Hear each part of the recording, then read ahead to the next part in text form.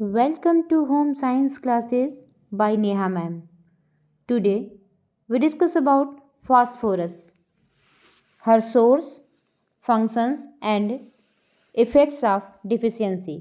आज की इस वीडियो में हम फास्फोरस को जानेंगे तथा उनके स्रोत, उनके कार्य और इनकी कमी से हमारे शरीर पर पड़ने वाले प्रभाव के बारे में जानेंगे। अब हम अपनी वीडियो को स्टार्ट करेंगे।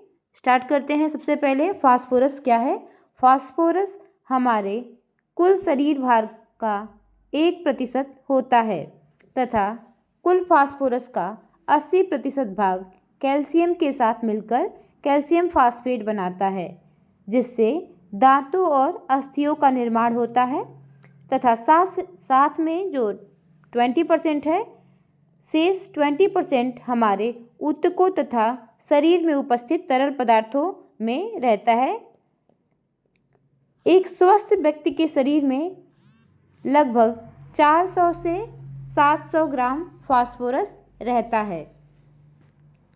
अब हम जानेंगे इसके सोर्सेज क्या हैं, अर्थात सोर्सेज ऑफ फास्फोरस, फास्फोरस के स्रोत।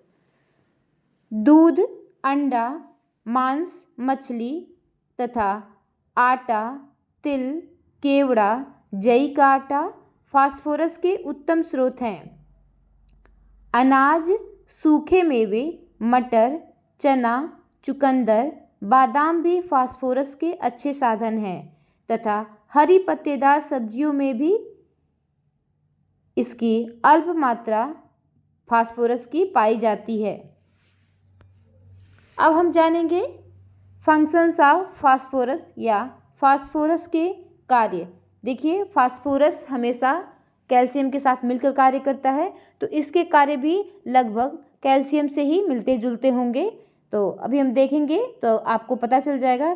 पहला इसका कार्य है हड्डियों तथा दांतों के निर्माण में सहायक, क्योंकि देखिए ये कैल्शियम के साथ फास्फोरस मिलता है तो कैल्शियम फास्फेट बनाता है, जो कि हमारी हड्डियों और दांतों की मजबूती का निर्धारण करता है।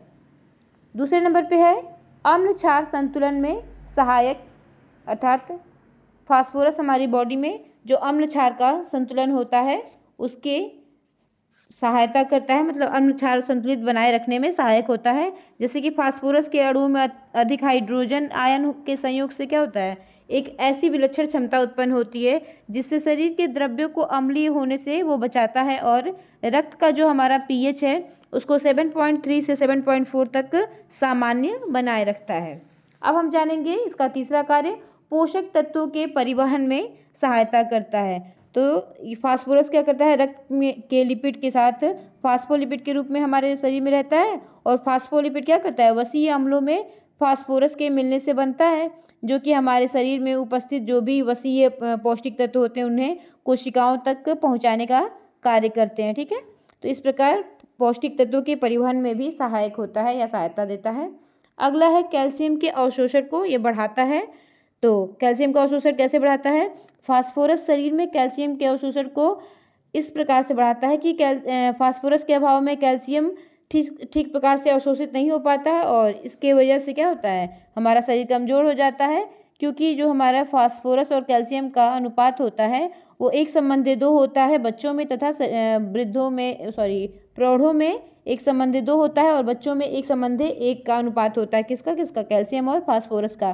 तभी हमारी हड्डियाँ मजबूत होती हैं, तब जब फास्फोरस की सहायता से हमारी बॉडी में कैल्शियम का भी एब्जॉर्वेशन अर्थात अवशोषण हो पाता है। चलिए, अब अगला कार्य है इसका, कोशिकाओं के विकास में सहायक।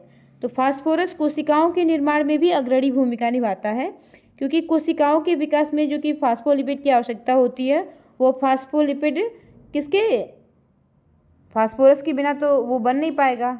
यानी कि फास्फोलिपिड में लिपिड और फास्फोरस दोनों ही होता है, जो कि हमारी कोशिकाओं का निर्माण करता है या हमारी कोशिकाओं को मजबूत बनाता है। तो इस प्रकार इसमें फास्फोरस की उपस्थिति बताता है कि फास्फोरस हमारे कोशिकाओं के विकास में सहायता करता है। ठीक है, अब हम जानेंगे कि अगर हमारी बॉडी में फास्फोरस की कमी हो जाती है तो उसके क्या प्रभाव देखने को मिलेंगे। Effects of deficiency of phosphorus, phosphorus की कमी के प्रभाव। देखिए, स्वाभाविक रूप से मानव शरीर में फास्फोरस की कमी नहीं होती है, क्योंकि यह सभी खाद्य पदार्थों में पाया जाता है। परंतु जो लोग एसिड अम्लीय भोजन का ज़्यादा प्रयोग करते हैं या एसिड अर्थात शराब का सेवन ज़्यादा करते हैं, उनमें फास्फोरस की कमी होती है, क्योंकि एसिड फास्फोरस के अवशोषण में क्या करता है, बाधा पहुंचाता है। तो फलस्वरूप अगर कमी हो जाती है तो हड्डियां व दांतें कमज़ोर हो जाती हैं। दूसरा, हमेशा थकान सा महसूस होता है, थकान होता है तथा भूख में कमी हो जाती है। साथ ही हमारी शारीरिक वृद्धि व विकास रुक जाती है एवं हमारे अस्थियों में विकार तथा जोड़ों में दर्द इत्यादि उत्पन्न होने लगता है। इस प्रकार आज हमने अपनी इस वीडियो में फास्फोरस के बारे में पूरी तरह जाना।